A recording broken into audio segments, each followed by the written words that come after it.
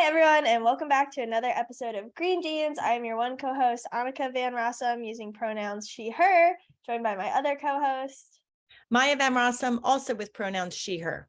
And if you couldn't tell by our last names, we are in fact related. We are a mother-daughter duo who use this podcast to talk about important social, environmental justice issues, because a lot of the things that my mom's generation was raising alarm bells about way back in the day are now some of the world's biggest problems currently. And so we talk about it through a generational perspective. So before we get into today's episode, Mom, you are yet again in a different location. Yes, I am. I'm now in Palo Alto, California, and I'm here for Stanford has invited together 15 to 20 innovative thinkers to come and talk about different ways that they are pursuing addressing the climate crisis. And we're going to have sharing of ideas and then some discussion. And I'm not really positive what the outcome is supposed to be. It's not like a public speaking event. It's not going to be videotaped. It really is about having conversation about innovative ways to address the climate crisis. So it's interesting. It's exciting. And the most exciting thing is that they wanted to invite me because of the Green Amendment work. And I think because also of the leadership work of the Delaware Riverkeeper Network in the fossil fuel and climate space. So wearing both hats, it was really an honor to be identified, to be invited. So I'm excited. Wow, very fun, very fun. Oh, and I have to tell you, for anybody who hasn't watched the C-SPAN taping with Douglas Brinkley, the event I did with Douglas Brinkley at the Texas Book Festival, I thought it was really great. Douglas Brinkley is an author that writes about history, and he wrote a book that's like the foundings, right? Like the beginnings of modern day environmental legislation. And he talks about JFK and Truman and Justice Douglas and Rachel Carson. And so it sort of, his book is the history in I think the 60s and the 70s. I read a portion of it. It's very well done. And then it sort of ends at 1973. And so he talks about that. And of course, the Green Amendment movement picks up later and talks about how this system of laws, yes, it gave us a level of progress, but that progress was stymied when industry really got hold of that legislative and political process that prevented additional progress on environmental protection laws in this nation, and actually ended up rolling things back and creating loopholes and really creating for the industry an entitlement to pollute under this system of laws, rather than recognizing the right of the people to clean water, clean air, and a healthy environment. Anyway, it was a very interesting discussion, and our moderator was very interesting. And so I was honored to be in the C-SPAN tent. That was the one tent where they taped and broadcast live all of the talks, but of course they recorded it as well, and we're making that available on our website. And it was just, I think it was really interesting to be paired up with him, and actually an honor, because he's got all kinds of awards for his writing. So anyway, if you haven't seen it, I think it's worth the 45 minutes to take a look. I was gonna say, it sounds like you two complement each other very well, given your book topics. Well, that's the thing. It was so interesting. First off, my publisher was really excited that I was even selected, because not many authors are selected for the book festival. And then to be paired up with this award-winning author of that has such high recognition, Douglas Brinkley, and then to be put in the main tent right in the middle of the day on Sunday, one of prime time for the event, and was just really, it was like a triple honor, and it was great fun. I was a little nervous going into it, because you never know how these things are going to go. And it seemed to me like a really important opportunity to talk about the Green Amendment movement. But in the end, I think it worked out really well, and it was just fun. So very fun, very fun. Well, speaking of important topics, our topic today, we are going to do a little run through of some of the candidates who have won some of the recent election results. Just an FYI to everybody, when you're listening to this episode, we are recording it on November 9th. So some things have been determined, some things haven't. So if we say this person won and something flipped, or we're talking about a projection, we didn't get it wrong. We're doing it on a day before everything has been determined. Yeah, so we're just here to tell you about some of their track records when it comes to climate, good and bad. So I don't know, Mom, did you want to kick it off? Did I explain it how you wanted it explained? No, I think you should kick it off. I say I have a little bit of a different approach and I think it's all good. So I would love to hear what your thoughts are on some of the specific candidates. And I actually have more broader perspective on what this may or may not mean for the future of our country and our earth, at least when it comes to the environment. But can I preface it all by saying, whew, what a relief on so many fronts. Now, we still don't know the full outcome. The balance of power at the federal level still hangs in the balance.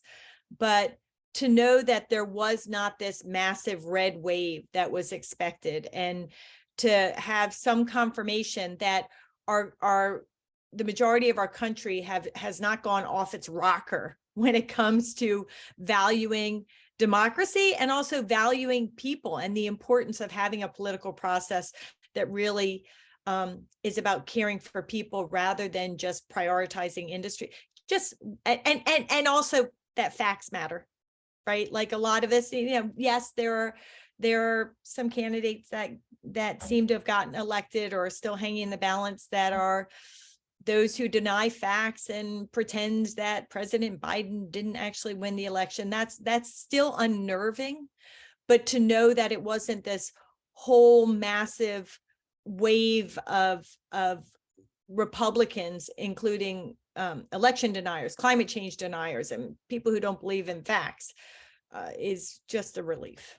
Can I just say too, on a non-environmental front, I did hear this on the radio the other day. I can't remember if it was I can't remember where I heard it, but I thought someone made an interesting point that all the anti-Fetterman ads have been like really crime centered, like crime is so high and John Fetterman's gonna make it worse. And every time crime is high, they say it's like the Democrats and the whole Democrats are letting all the worst criminals out of prison, blah blah blah. And I just thought it was interesting because the reporter pointed out, and I can't believe I didn't even think about it. I was like, do they realize that someone in the Senate, PA Senate right now, Pat Toomey, is a Republican and crime has been high under Pat Toomey? So like that's not even really an accurate statement. And whatever you like, Lieutenant Governor, blah, blah, blah, blah, blah. But I just thought that was an interesting point. I didn't really think about it. And also how people watch those ads and are like, yeah, you're right. And like John Fetterman's not even wasn't even in the Senate when the ads were coming out. As of this point, he's the winner. It's, the thing is that's really the case with so many things: crime, the deficit, the economy, job creation, on so many fronts. The Republicans, really the conservatives, right, writ large, message that somehow they're going to make it better and that under more liberal rule, everything has gone to hell in a handbasket. And it's quite the opposite, right? Even recently, just looking at the deficit, right? Like Biden has made strides towards reducing the deficit that under the previous Republican administration, like increased dramatically because of the giveaways to industry that were once again and to rich people through tax cuts, which also happened under we had Obama under the Bush administration, right? Like we have so often these things that they focus on have actually gotten worse under conservative rule, not better. And yet somehow conservative politicians seem to be able to more effectively claim ownership of success that doesn't even exist. And it really does break my brain why super smart people can't get their act together and put forth the truth when it comes to a more liberal, socially minded, caring, fiscally minded approach that comes with a liberal approach to governance. I just don't understand how liberal politicians and their messengers can't make the case, because it's true. Things are better. And okay, people are talking about inflation. I don't know much about inflation and how it works, but what I do know is that inflation or no inflation, if you have a job, you're going to be better off. And right now there are more jobs, right? Like, why wasn't that the high profile messaging whenever the economy was raised. That only sort of got brought up in the last couple of days. And I know there was a new jobs report, but still, we knew that before. So I find it all confusing and distressing. Yeah, so I think, with that, we do have to address a little bit of the elephant in the room that John Fetterman did win the PA Senate as of today, at least what I'm reading. And John Fetterman, if anybody watched the debate, did say that he would support fracking, that he is pro-fracking. And that is definitely, and I've even read a news article from Inside Climate News that was climate activists reluctantly are backing John Fetterman. And a lot of it came down to, this hard, he was pro-fracking, and then he was anti-fracking, and then he's back to pro-fracking. But the simple reality is, if Oz won, we know exactly what would happen, and we know that Pennsylvania would probably have every last bit of natural gas pulled out, and everybody near a natural gas well. Frankly, to put it frankly, everybody near a natural gas well would have their lives put in danger and their health put at risk if Oz won. For sure, 100%, if you ask me. Yeah. So, I mean, it really is what we're seeing on the federal level. So just looking, because we're talking about the Senate, the US Senate, looking at the federal level, what we do see is under Democratic rule, fossil fuels are not persona non grata. I mean, in the Inflation Reduction Act, there's plenty of giveaways to the fossil fuel industry to advance fossil fuel extraction directly, also by perpetuating this false idea that hydrogen hubs and climate capture or carbon capture and sequestration is one, a real thing, and two, doesn't exacerbate the fossil fuel problem and increase fossil fuel extraction. So we do have a lot of giveaways to the fossil fuel industry and the advancement of fossil fuel extraction under the current administration. But that being said, what we also see is in things like the Inflation Reduction Act and other efforts that have advanced under the federal administration, we also see a lot of important climate protecting advancements, like investments in clean and renewable energy options, helping to create jobs and training in environmental justice communities in order to allow them to be part of the advancement and benefit from the advancement of clean and renewable energy options, and for environmental justice and low-income communities to themselves get access to things like solar power, right? Which right now they don't get access to. So sort of what we do see is under the current administration, Democratic or not, we do see the fossil fuel industry continuing to get support and giveaways. But we also see a recognition that the climate crisis is a reality. It is an existential threat. We do have to do something about it. And there are a lot of advancements on the clean energy front, as well as on protecting the ecosystems like old growth forests that are essential for helping us to address the climate crisis. If we went to conservative rule, it would just be all about fossil fuels and there would be no good stuff. So I think that that's really what the difference is that now at least we get good engagement and activity and investment in order to address the climate crisis. Whereas we wouldn't get that under a more conservative regime. Does that make sense? Yeah, no, and I think a lot of the articles I was reading too are just about people when they were debating who to vote for. They also kind of what you said concisely, made the point of, yeah, I know Fetterman said this about fracking and I don't really feel great about it, but I do know of the two candidates, them saying this, but that they do know of the two candidates, he's going to be the one at least more likely to have discussions on curbing climate change and exploring whatever those other options end up meaning. And isn't immediately going to be it's fossil fuels, that's it, I'm not having a conversation about anything else. Yeah. And the thing though, whether we're talking about climate or other environmental issues, I just think that the reality that both political parties continue to embrace the fossil fuel industry, and at the federal level, gridlock between the parties also means that we are going to continue to stymie much needed progress on the environmental protection front. Brings us back to the place that you and I talk about so often, Anneke, brings us back to the Green Amendment movement.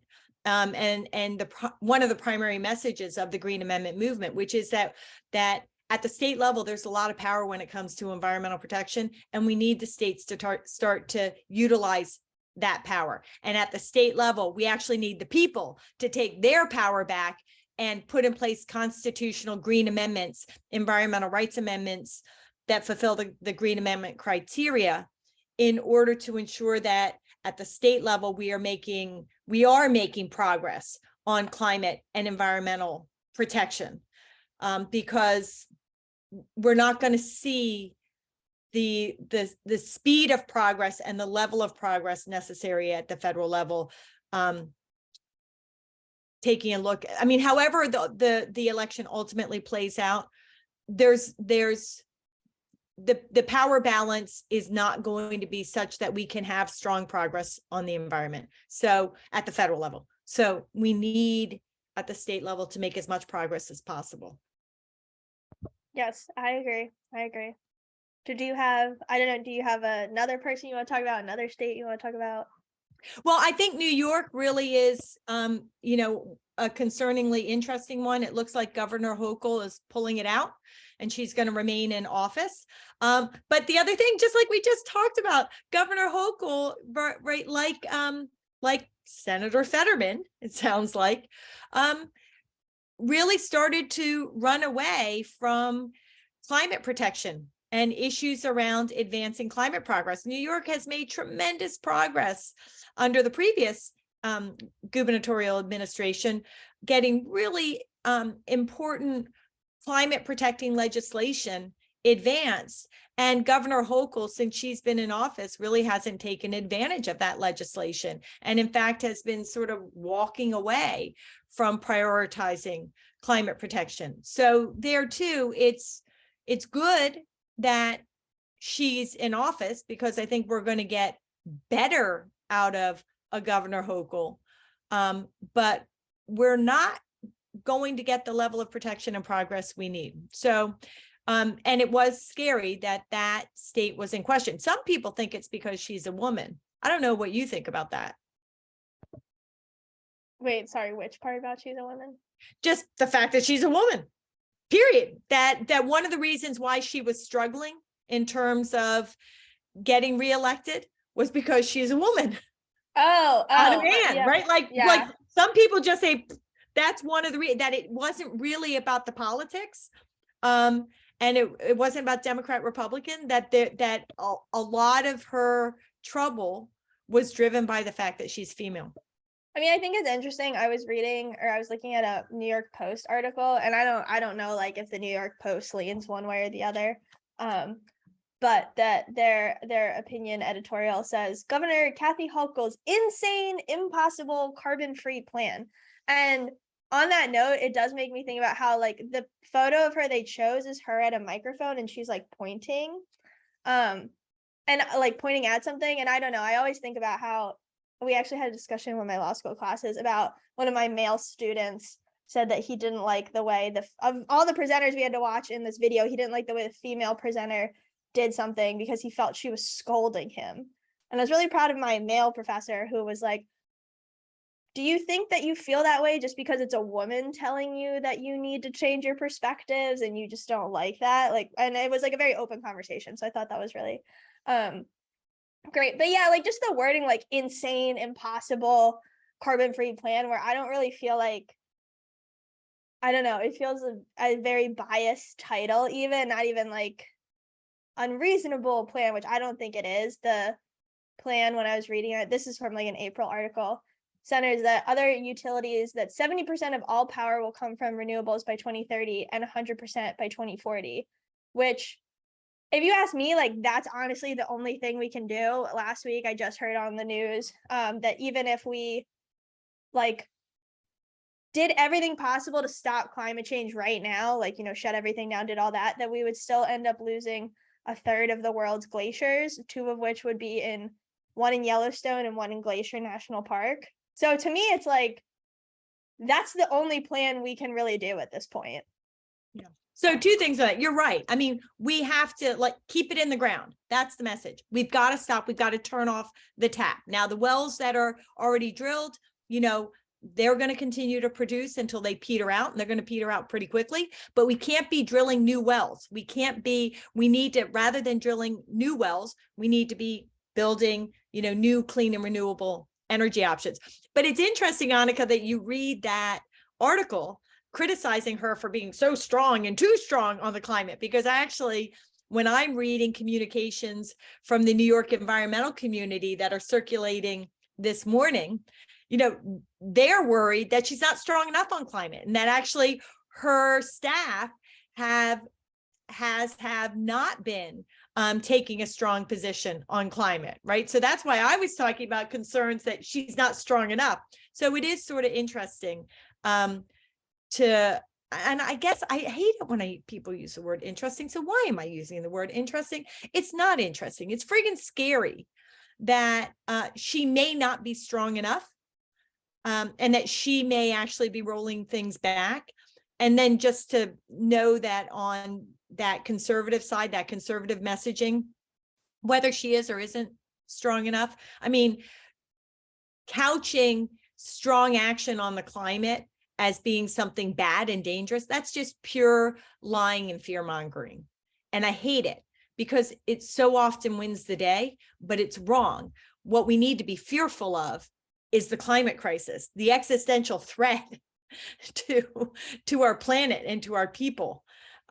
So Yeah, I don't know. I think you said it best. And I mean, I think that's just like always the like conservative tactic. Like, crime is scary. That's so easy to talk about.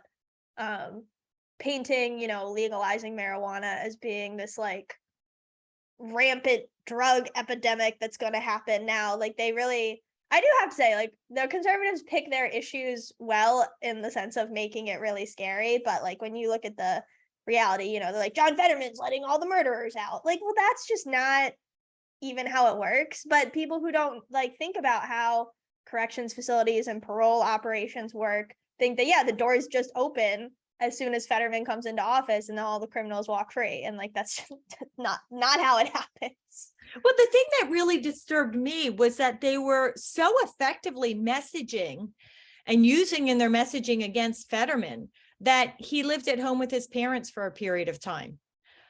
You know, from what I understand, he was serving as in political office, right, as the local mayor. And in that position, the salary was like something ridiculously low. Like, what's ringing in my mind is like $8,000 a year. And he wanted to do a good job and he was all in. And so the way his parents supported him, set aside the money, like supported his desire to be a good politician, to do good things for his community and to be all in that job, was to, yes, give him a place to live. So he could do that. So he could focus all of his time, effort, and energy on doing those good political works that he wanted to accomplish. So the idea that a parent being, you know, part of the team trying to advance a good political outcome is somehow a negative, and Fetterman freeloading office. I mean, it's just such absurd messaging. But it's absurd messaging that worked. And why wasn't there the responsive reaction of, wait a second, this is his parents supporting him and supporting him wanting to do right by his community? That message didn't seem to come out or resonate. Yeah, no, I don't.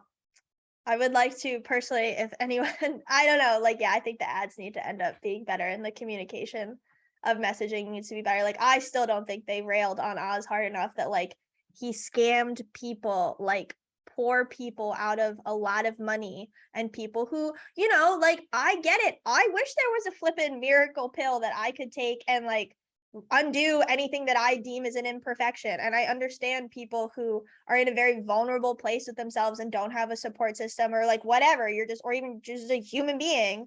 We all want that. And there are people that are susceptible to that kind of marketing. And I don't think that they railed hard enough on like, the people that are voting for him are the people that he scammed out of that, very likely. And on another note, I just think with the like the living at home thing, obviously I live at home.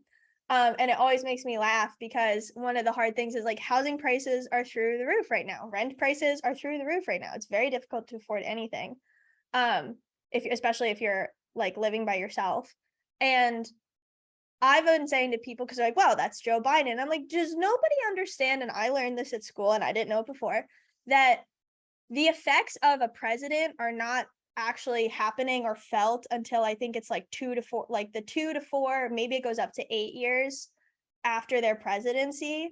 So, like, yeah, Trump had a really good economy because Obama did it. And yeah, Biden's having a tough economy with inflation because Trump did that. Like, it's not the president who's happening very rarely actually gets to celebrate their own policies. It's always the person before.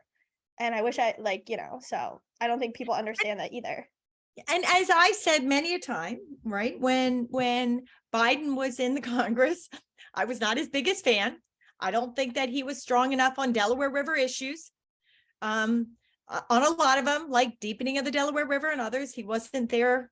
He wasn't there for us and with us.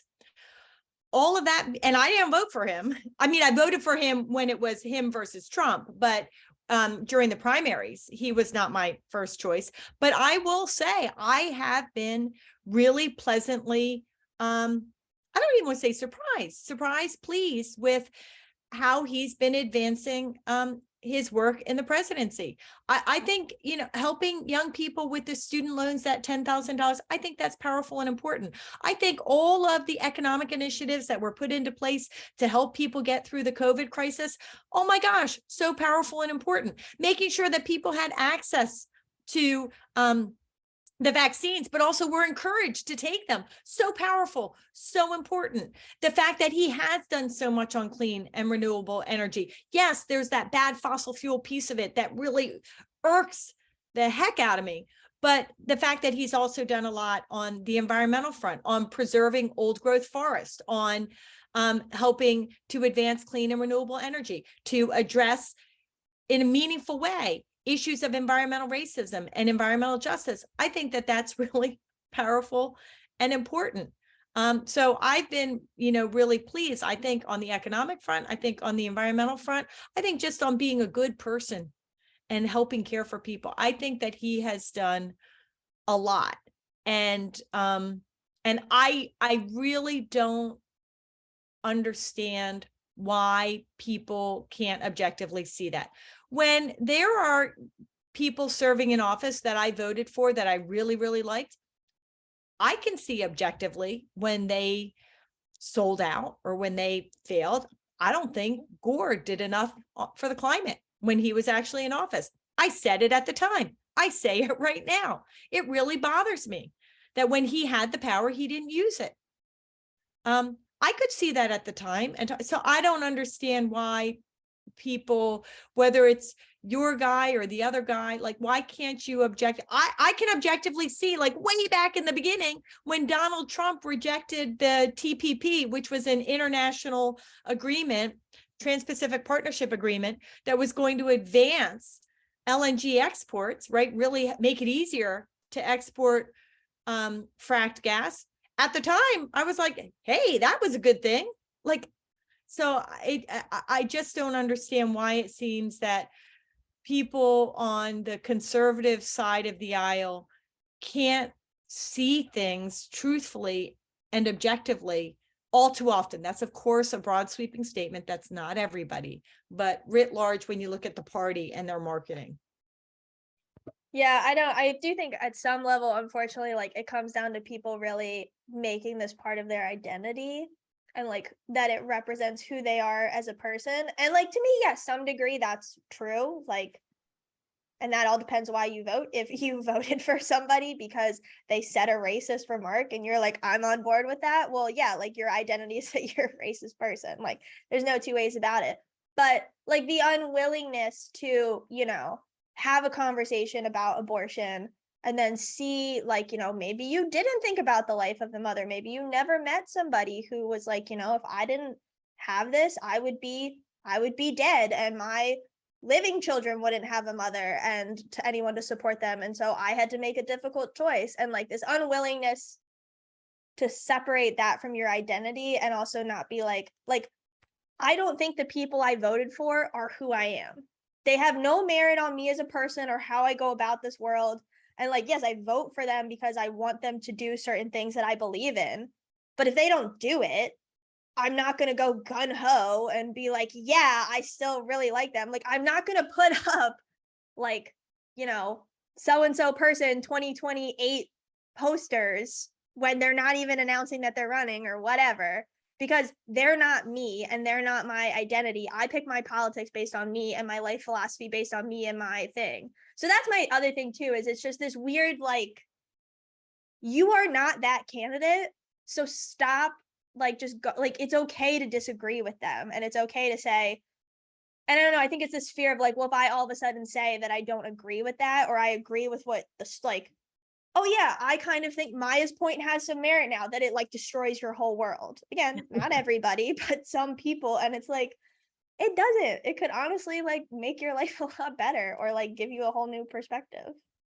Now, you mentioned on the positive front, you mentioned in those really good points that you just made, you mentioned abortion and abortion rights. And of course, there is that bright light, that bright positive that Michigan, California, and Vermont, all in those states, voters all voted to amend their constitutions to recognize and protect the right to an abortion. How valuable, how important, what a repudiation of the conservative agenda that is so anti-woman, anti-person with a uterus, anti-individual choice, and also putting on my Green Amendment hat, what another good verification that if you want to protect a fundamental right, like the right to an abortion, bodily autonomy, like the right to clean water, clean air, and a healthy environment, then the best thing you can do is pass a constitutional amendment that makes very, very clear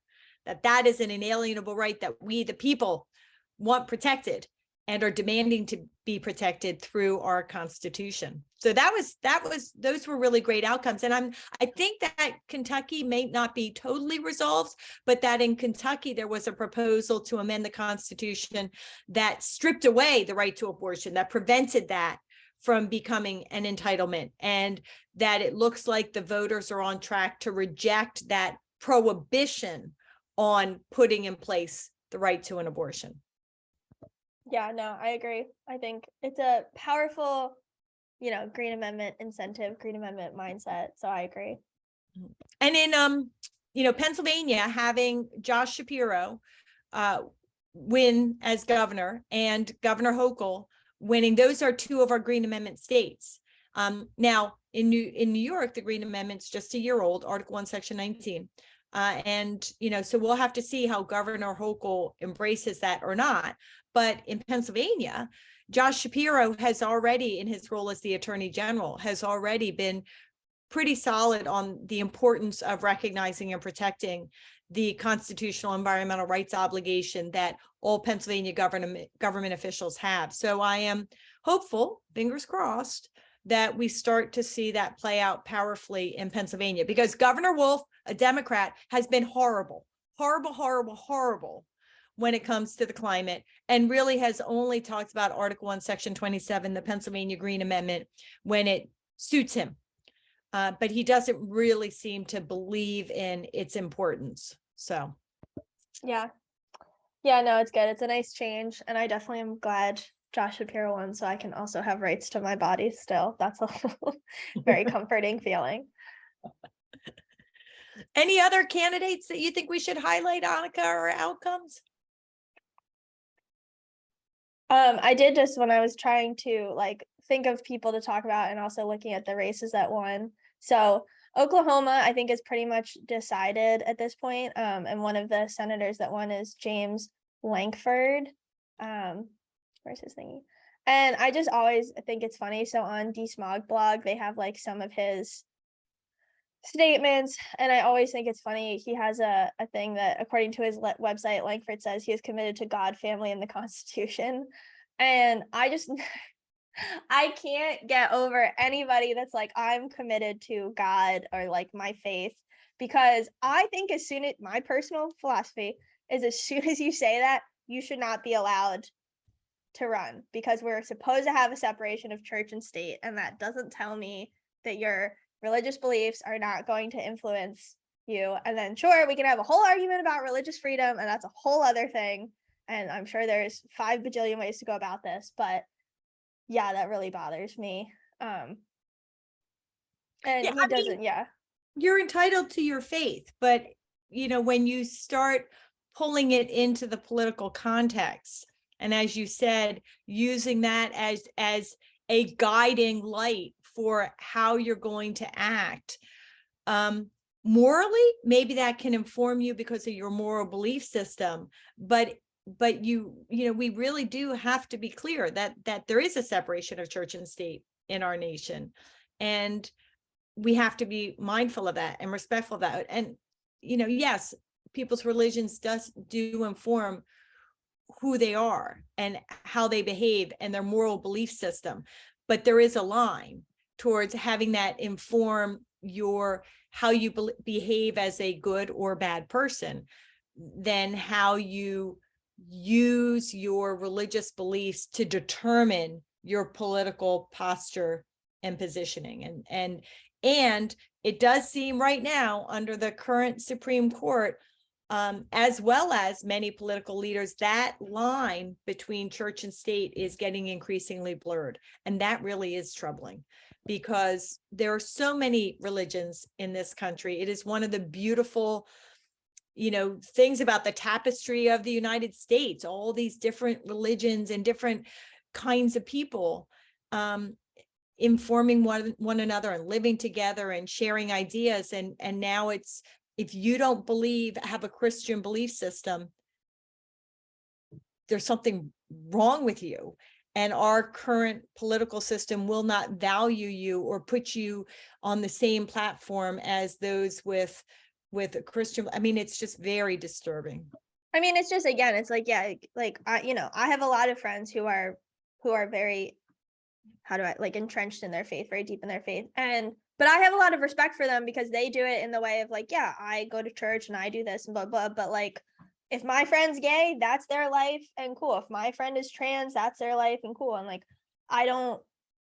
they don't take their religion and put it on other people and say, well, I get to live my life the way I believe it, but you can't live your life the way that you believe it, especially when, it's living a way of life that doesn't hurt anybody. Like, it doesn't hurt anybody to be gay. It does, like, that whole age-old issue. But also, of course, talking on climate, Langford, after in 2014, after Obama gave out his climate change measure, he again brought up one of these. He was quoted saying, "But will these changes actually improve our climate, or will they just cost struggling American families more money?" And I'm so tired of every single conservative, most conservatives, being like, it's going to cost people money. It's just a load of bull, and it's not true. Look, fossil fuels cost money, right? I mean, that's the thing. It's like, are you putting your money in fossil fuels? Are you putting your money in clean energy? Is government investing in this, or is government investing in that? The thing is, there's so much cost savings and costs avoided by protecting our environment and protecting our climate. And, they never talk about that. They never talk about the devastating economic consequences of fossil fuels on health, the environment, on other companies and jobs and industries. I mean, on flooding and flood damages that we all have to pay for in terms of emergency services and rebuilding, that doesn't get brought in. But the fact that we're going to have to pay to build a solar panel farm, yeah, you are. And guess what? That's going to create jobs. So isn't that a good thing? Job creation. Yeah, but it's not good for their own pockets, if you ask me. You're correct. That's why yeah. they don't like it. I am also, and I'm not sure how the elections played out on this front, but I am also very, very concerned about what's to come for communities in terms of the right to marriage, in terms of respecting kids in school and their choice of gender identity and how they dress and how they present themselves, you know, as people because of who they are. So I am concerned about the path that we are going down on that front. And I don't actually know how the more conservative politicians who did get into office, how they're positioned on that issue. Yeah, no, I agree. I don't think it's been talked about that much this election, or at least from what I've seen. And that's the problem, right? Like that's a problem. Climate was a big issue in 2020, not this last go around. LGBTQ and marriage equality, big issue. Not this round.